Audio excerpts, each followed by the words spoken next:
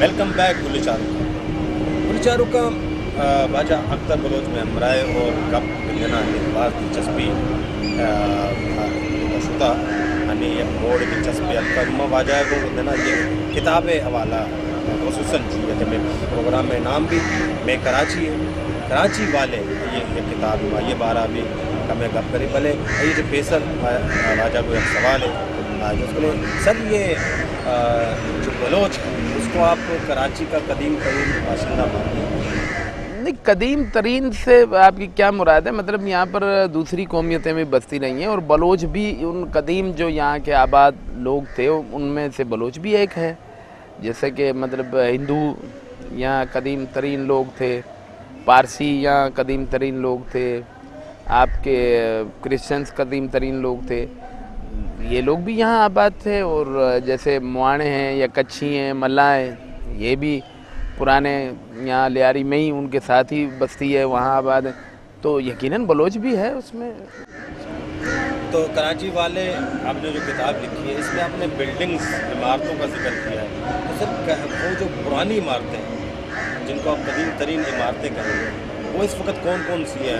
आप किन लियारी में जो है खालिक जुम्मा हाल के साथ जो है ईदगाह है, अली बाग के साथ कब्रिस्तान के साथ, उसमें अब मदरसा ही बन गया। ये ईदगाह कराची की कदीम तरीन ईदगाह है। ये मीरों के दौर से जो है, मीर तालपुर जब और कलोड़ों के दौर से भी कह सकते हैं, उस दौर में ये ईदगाह बनी थी जब कराची में कोई ईदगाह थी ही नहीं। तो सबसे पहली ईदगाह लियारी में बनी थी और वो ये थी। अच्छा, उसके बाद ईदगाह के साथ साथ इसकी अहमियत ये है कि यहाँ पर बड़े बड़े सियासी लीडरों की, मरहूम जिनको जुल्फ़िकार अली भुट्टो शामिल हैं, दूसरे सियासी ऐसे कायदीन जिनको कत्ल किया गया, फांसी दी गई, उन सब की नमाज गायबाना नमाज जनाजा यहाँ हुई है। और आखिरी वक्त में जिस पॉलिटिकल की लीडर की हुई वो मिनिस्टर थे अपने रफ़ीक इंजीनियर, उसकी भी नमाज जनाजा यहाँ हुई। तो ये एक तारीख़ी, फिर इसके साथ अली बाग कब्रिस्तान है, वो एक तारीख़ी हैसियत का हामिल है। फिर खड्डा कॉलेज है जिसमें फैज़ अहमद फैज़ जो है वो वहाँ पर प्रिंसिपल रहे, हारून सर अब्दुल्ला हारून वहीं, उनकी तदफीन भी वहीं हुई। तो इसी तरह कराची में लियारी में बेशुमार चीज़ें। अब लियारी के म्यूज़िशन आप देखें क्या कमाल के म्यूज़िशन थे। अब वो जो एक सॉन्ग है पीपल्स पार्टी का जो एक निशान बन गया है वो ज़हूर ज़ेबी और शबाना कौसर मेरे ख्याल थी, या पता नहीं नाम मुझे सही याद नहीं है, उसने गाया था। और वो लियारी में ही उसी मेरे ख्याल करीम म्यूज़िक सेंटर एक होता था, उसी में उसकी कंपोजिंग हुई, उसी में वो रिकॉर्डिंग हुई। और वो कभी मैं सोचता हूँ क्यों गाया नहीं, वो अब हर किसी की मर्ज़ी है, वो उसको किसी तरीके से भी ले सकता है, लेकिन म्यूजिशियन थे। और मतलब जाड़ो एक बहुत बड़े हमारा एक गायक थे। और कहा जाता है, मैंने सुना है खुद कि एक दफ़ा मेहदी साहब किसी प्रोग्राम में बैठे थे तो जाड़ो गा रहा था, तो वो परेशान हो गए कि ये किस तरह, मतलब कितने सुरों का इस्तेमाल इतनी बारीकी से और उससे कर रहा है। उनसे पूछा तुमने सीखा है क्लासिक व्लासिक? उसने कहा नहीं। तो मेहदी साहब ने 100 रुपये उनको इनाम के तौर पे दिए। तो ये एक बहुत बड़ी बात है मेहदी हसन का। तो जाड़ुक का ये बड़ा किरदार है। और जाड़ुक ने आम फहम सादा ज़ुबान में, उन्होंने कोई ज़्यादा मुश्किल शायरी नहीं, मतलब टैक्सी वाला, अल्लाह वाला, बिबर मारा जल्दी। मेरे एक मामू थे गुलाम जान, वो जाड़ुक के साथ गाते थे, उनके साथ गाते थे, क्योंकि जाड़ुक गाने तो सुने होंगे सर? हाँ, गाने मैंने जाड़ुक के बेशुमार से पसंद भी होंगे आपको? हाँ, यकीनन बहुत। गाना हमारे लिए गुनगुना भी दें। मैं एक आध शेर उनका गुनगुना देता हूँ। हाँ तेरा तईगा दिले दर्दा दिला दारा, रोज रवा बेगा बयां गूतई यादा, तेरा तईगा दिले दर्दा दिला दारा। ये मेरा ख्याल है नादिर शाह आदिल की वालदा बानुक दश्तियारी उनकी लिखी हुई गज़ल है।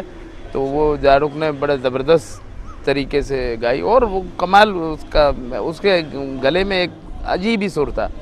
इसी तरह अब आप फुटबॉलर ले लें, कैप्टन उमर पाकिस्तानी टीम के कप्तान रहे, कैप्टन अब्बास पाकिस्तानी टीम के कप्तान रहे, अली नवाज़ पाकिस्तानी टीम के कप्तान रहे। मतलब फुटबॉल में भी उन्होंने, और उस वक्त ये लोग, आपको यकीन नहीं आएगा कि लियारी के फुटबॉलर जो है बांग्लादेश और कलकत्ता वहाँ की टीमें इन्हें पेड बुलाती थी और ये खेलने लियारी के फुटबॉलर वहाँ पेड जाते थे। जिस तरह काउंटी होती है या इस तरह होती है, तो यहाँ से वो लोग आते। जब मशरकी पाकिस्तान अलहदा नहीं हुआ था तब की बात है? हाँ, उससे पहले की, ये कलकत्ता तक खेल के आते थे और मशरकी पाकिस्तान अलहदा नहीं हुआ, उसके बाद तो वो मामला ही ख़त्म हो गया। तो ये लोग वहाँ पर खेलने जाते थे, लियारी के फुटबॉलर्स सारे। और आप देखें ना, लियारी में जो स्पोर्ट्स होती है उसका कमाल ये है कि किसी क्लब में, किसी म्यूज़िकल क्लब में, किसी बॉक्सिंग क्लब में, किसी फुटबॉल क्लब में आपको फ़ीस नहीं देनी पड़ती। आप पूरी कराची में चले जाएं, अगर आप बॉक्सिंग क्लब में जाएंगे वहाँ फ़ीस देनी पड़ेगी, जमनाजियम में जाएंगे वहाँ फ़ीस देनी पड़ेगी, साइकिलिंग सीखना चाहेंगे वहाँ फ़ीस देनी। लेकिन लियारी में आपको कहीं पर भी स्पोर्ट्स का ये एक ऐसा पॉजिटिव पहलू है कि किसी भी आपको कोच भी मिल जाएंगे, टीचर भी मिल जाएंगे, कोई आपसे 5 रुपये भी तलब नहीं करेगा। अच्छा सर, इल्म और अदब का भी गहवारा था लियारी? इल्म और अदब का बिल्कुल। ये मुल्ला फादिल आल में बड़े बलोची दीवान और बड़े प्रोग्राम होते थे। GR मुल्ला मगोश तो मना पा सद्दा शराबी मास्ता शराबी शराबी शराबी, मकाम वाइज व नसीहत तो मुल्ला तो गार है, वती बातें गुनाया तो वत बाडो बार है। तो GR मुल्ला ये बड़े मतलब शायर थे, बड़े म्यूजिशंस थे और अदबी सरगर्मियों का भी, नून मीम दानिश का मैंने बताया, प्रोफेसर अली मोहम्मद शाहीन का मैंने आपको जिक्र करूं कि बड़े लोग थे यहाँ पर जिन लोगों ने बड़ा मतलब कंट्रीब्यूशन उनका रहा है। और आप ये देखें कि बलोचों के अलावा भी दूसरे लोग जो वहाँ पर थे उनको भी इज़्ज़त दी गई और सियासी मैदान में दी गई। ख्वाजा दाद करीम बलोच वो आगा खानी इस्माइली थे, तो वो वहाँ से 2 बार कौमी असम्बली के रुकन मुंतखब हुए। किसी बलोच ने ये नहीं कहा कि यार ये इस्माइली है या ये जो है बलोच नहीं है। इसी तरह मलिक फयाज़ जो अभी मौजूदा नाजिम है, ये दूसरी बार नाजिम बने हैं और वो मियाँ वाली हैं, लेकिन कभी बलोचों ने, ये आप देखें ना कि उनकी कुशादा दिली का आप अंदाज़ा लगाएं कि कितना कुशादा दिल है कि वो वहाँ रहने वाले को सिर्फ लियारी IT समझते हैं। अब वो किस ज़बान से उसका ताल्लुक़ है, किस कौम से उसका ताल्लुक़ है, किस इससे कोई सरोकार नहीं, ताल्लुक़ है, इसका कोई उनका सरोकार नहीं है। वहाँ कच्ची भी आपको बलोची बोलता हुआ मिलेगा, वहाँ मियाँ वाली भी आपको बलोची बोलता हुआ मिलेगा, वहाँ पठान भी आपको बलोची बोलता। हिंदू मिलते हैं, हाँ, हिंदू मेघवाड़ मैशूरी जो हैं ये भी आपको बलोची बोलते हुए मिलेंगे। तो ये एक हुस्न है लियारी, एक इस कराची के एक ऐसा हसीन ख़ित्ता है, बीच में उसको किसी की नज़र लग गई थी, लेकिन ये वो जगह है जहाँ पर बग़ैर किसी मज़हब, नस्ल, रंग, ज़ात, फ़िरके की तफरीक के सब लोग एक पुरअमन तरीके से रहते थे। रातें जागती थी और वो जो है सुबह के नाश्ते में जो है वो उसको मलका मसूर की दाल कहते हैं उर्दू में, और उसको मूरसवा भी कहते हैं बलोची में। फिर बांकलेक जो है जिसको हम उर्दू में, मेरा ख्याल है ज़हन में नहीं आ रहा, वो बताऊँगा। फिर बजिया, ये सारा एक कल्चर था ना। अभी भी कभी मौका मिलता है तो हम जाते हैं। खालिक जुमा आल के साथ एक बजिया वाला है, और लेकिन अब वो चूँकि मवाद शिफ्ट हो गया तो देर से आता है, तो 1 बजे मैं कभी यूनिवर्सिटी से निकलता हूँ, खुला हुआ होता है, तो मैं वहाँ खड़े होकर बजिया, रोटी और ये वो सारा खाते हैं। अभी नाश्ते वाकई लियारी के जो ना, अच्छा फिर वहाँ पर एक वैरायटी आपको नज़र आएगी। जो कच्ची कम्युनिटी है उनके नाश्तों की अपनी वैरायटी है, बलोच कम्युनिटी अपनी वैरायटी है, तो ये सब के जो है ना अपनी जो है ना वैरायटी। अच्छा सर, लियारी या कराची डेफिनेटली अगर आप एक्टिंग के, अदाकारी के हवाले से देखें, थिएटर के हवाले से देखें, ठीक है, तो थिएटर भी जो है ना वो लियारी से ही शुरू हुआ था 1930 के।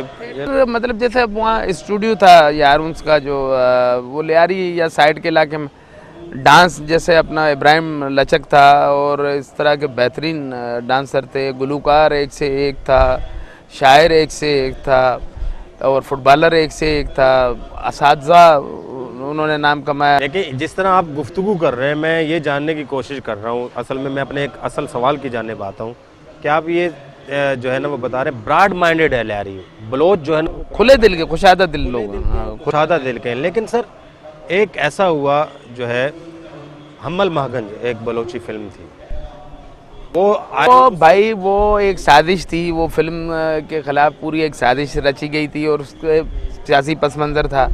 यहाँ पर आपके अवैस इकबाल साहब भी आए हुए थे, बैठे हुए थे, एक कोई प्रोग्राम था वहाँ पर, वो फिल्म TV जर्नलिस्ट के एक साहब ने कहा देखें वो बलोची फ़िल्म चल जाती तो जो है वो बलोचों का कल्चर तबाह हो जाता। मैंने कहा यार ये आपका ख्याल है और बिल्कुल बेवकूफ़ाना और जाहिलाना ख्याल है। उसने कहा ये आपके बड़ों का भी ख्याल यही था। मैंने कहा बड़े जाहिल नहीं हो सकते क्या? जहालत के लिए कोई उम्र की हद तो मुकर्रर नहीं है कि 16 से 17 साल तक वाला जाहिल होगा या 70 से 80 साल जहालत की तो अगर वो फिल्म चल जाती, आप यकीन माने कितने लोगों का रोज़गार वाबस्ता होता, कितने लोगों को जो है कितना आपका आर्ट का प्रमोशन होता। और क्या है उस फिल्म को अभी भी देख लें, उसमें कौन सी ऐसी फाशी है, कौन सी ऐसी उरियानी है, खामखा का एक इशू बनाया गया। और मैं समझता हूँ कि बलोची कल्चर को उसके नतीजे में जितना नुकसान पहुँचा, नाकाबिल तलाफ़ी नुकसान पहुँचा, उसका मदावा आज तक ना हुआ है और ना हो सकेगा। बिल्कुल कल्चर को तो परवान चढ़ाने के लिए तो मीडिया एक बड़ा अहम। अब आप देखें मुनाफिकत की इंतहा।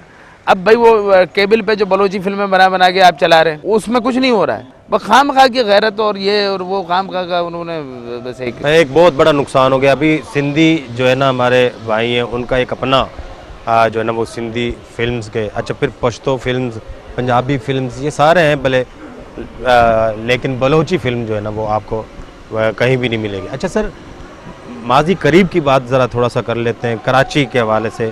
कराची बड़ा साफ सुथरा और खूबसूरत शहर होता है। जो टाम पट्टा कहते हैं, जो ये टाम पट्टा, ये असल में ट्राम पट्टा होता था। यहाँ से ट्राम चलती थी, ली मार्केट से होती हुई और फिर ये बंदर रोड से होती हुई फिर ये सदर की तरफ घूमती हुई आती थी। और ट्राम की सवारी में भी लोग भी पैसे देते थे, नहीं भी देते थे, उस गेट से चढ़े उस गेट से उतर गए, ये भी होता था। और बंदर रोड आपने सर सफ़र किया ट्राम? मैंने किया, मैं बहुत छोटा था। मेरी शरारत की इस किस्म की आप? नहीं, मैं छोटा था, बहुत छोटा था, मेरी नानी साथ थी। तो और दूसरी बात ये कि मतलब यहाँ पर कुत्ता मार मुहिम अलग चलती थी, चूहे मार मुहिम अलग चलती थी, मच्छर मार मुहिम, ये नहीं होता था कि बल्दिया का एक ही हमला, अलग अलग टीमें होती थी।